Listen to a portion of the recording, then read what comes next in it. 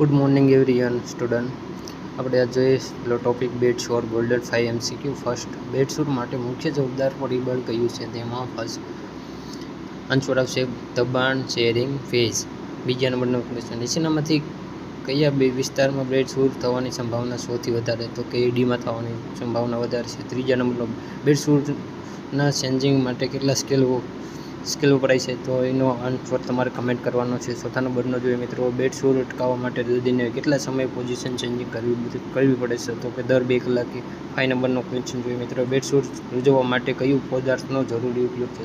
કે જો સુખાવાથી આપણે બેડશોરનો થવાનો સંભાવના ઓછી છે, તો પ્રોટીન ખાવું જોઈએ વધારે પ્રમાણમાં. આવા નવા વિડીયો જોવો હોય તો લાઈક કરો, શેર કરો અને સબસ્ક્રાઈબ કરો અને કોમેન્ટ કરવાનું ના ભૂલતા કે નેક્સ્ટ તમારા માટે આવા નવા ગોલ્ડન MCQ લેતો આવું મિત્રો.